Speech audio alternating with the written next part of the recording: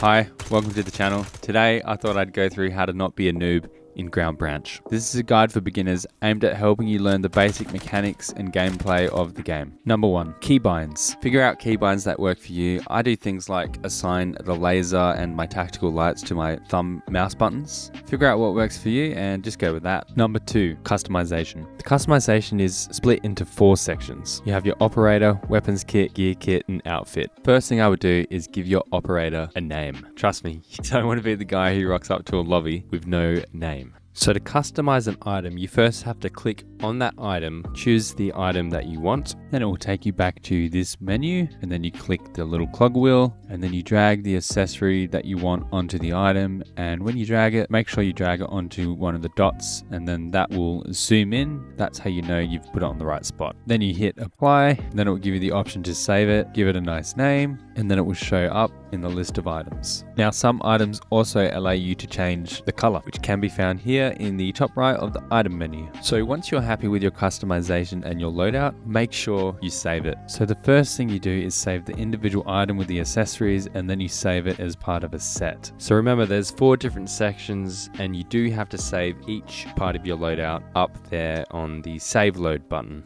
Number 3, game mechanics. Let's start off with the different weapon positions. So when you spawn in, usually your weapon is attached to your sling. So what you will need to do is you need to equip your weapon, and my default position is the low ready position. Now if I scroll up, it brings it to the point shoot position. If I scroll up again, it brings it to a high ready position. Now this is really important because you don't want to have your weapon at the ready all the time, especially when you're clearing a room or you're in those CQB environments, because you don't want to be pointing your gun at your mate's head. Now the other reason you don't want to always have your gun at the ready is because it drains your arm stamina. If you always have it at the ready and you see a target off in the distance somewhere, it becomes really difficult to engage. Your gun shakes and it's much harder to control. So you don't always want to have your gun at the ready all the time. Obviously when you're in CQB and you're the first guy in, you want to have your gun up. But if you're crossing an empty field, you don't want to have your gun up all the time. It's better to have it at a high or low ready and then bring it to the ready when you're ready to take that shot. It allows you to control your breathing, steady your aim, and make the shot count. Now, let's talk about movement. There are currently 3 different movement speeds in the game. You have your normal walk,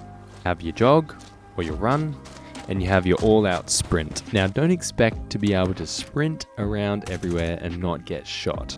Now you gotta find what's comfortable for you and what works for you. Now the way I like to play is I usually go at a run or a jog and I move pretty fast. And then when I get to a room, I tend to slow down, check my corners, and take it a little bit slower. You'll see some players just walking really slowly everywhere. But really, there's no point walking out in the open when you're super exposed. You need to get to cover. Everybody plays different, and I'm sure you'll figure out what works for you. You can also climb over objects by holding the spacebar key. Moving on to peeking. Peeking by default is Q and E key. Peeking is really helpful, especially when you're clearing a room, because when you peek out, you're only exposing a little bit of your body. I use it all the time in this game, especially clearing corners. Let's talk about reloads. You have 2 different types of reloads. The first reload you do is by tapping R. Now that takes the magazine out of your weapon, puts it into your vest, takes a new magazine out of your vest and puts it into your weapon. The second reload is by double tapping R. This is kind of like an emergency or a speed reload. You eject your current magazine in your weapon and you quickly pull out a new one from your rig. Don't worry, because you can always go back and find the magazine that you dropped. Now if you don't have time to reload your primary weapon, switch out to your sidearm. It's actually faster. Let's talk about aiming. How the heck do I aim with all these different scopes? Now depending on the scope that you have, there are different buttons that toggle different features.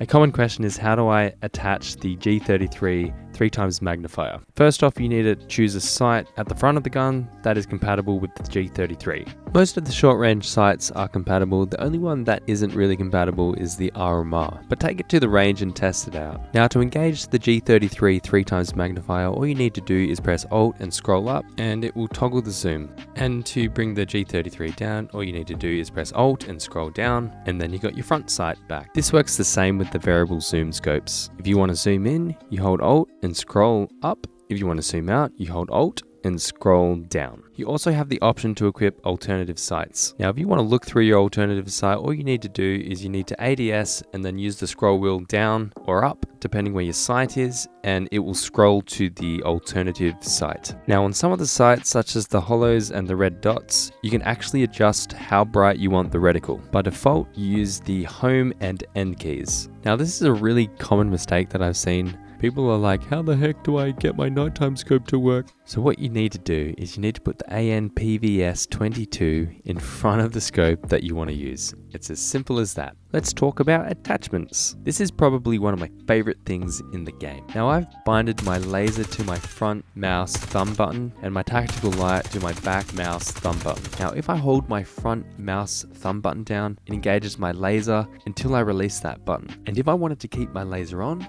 all I've got to do is double tap it. The same thing applies with my tactical flashlight. I can press the button to engage it and release it when I want to turn it off, or I can simply double tap it and turn it on, and then tap it again and turn it off. Now, if you find yourself in a situation where you have to point fire, it's much more accurate to engage your laser and fire off that way. Something thing I should mention is when you're doing a night op, you have the option to turn on your IR laser, which is only visible at night with night vision. Now, if you can't remember any of the keybinds for your sights or your attachments, you can always go to the attachments wheel. By default, it's the middle mouse button. Let's talk about breaching. Now, there's more than one way to open the doors. You can simply open it as usual by pressing F. Make sure you wait for the door to fully open, otherwise it can bug out and you get stuck. You can open it in increments. To do that, you hold F and you use the scroll wheel. You can use a breaching charge. To equip that, press 4 and lay it on the door. And make sure you're a safe distance away and detonate it. After you do that, I always recommend throwing a few flashbangs in. You can also blow up the door by chucking a grenade at it. Talking of grenades, there's more than one way that you can throw them. First of all, you have to equip it. Mine's bound to G. Once you have it equipped, you can choose how far you want to throw it by using the mouse wheel. If I want to throw it really far away, you need to scroll all the way up with your mouse wheel. If you want to throw it really close, you need to scroll all the way down with your mouse wheel. Number 4, communication. Now, you can type in the chat, but it really helps to have a mic in this game. You have 2 different ways to communicate. You can communicate through proximity chat, or you can communicate through radio. I know this game's very, very exciting, and you want to show everyone your decked out M4, but it's a good practice not to spam the comms. Save that for the waiting room. If you're next to your teammate, just use voice proximity chat. You don't need to chat to him over the radio. But also remember, sometimes when your teammate goes out of range, you have to use the radio. Also, in the PvP mode, the enemy team can hear your chat, so sometimes it's best to just be quiet and not say anything. When calling out enemy, you want to give a little bit of information. You don't want to just say over there.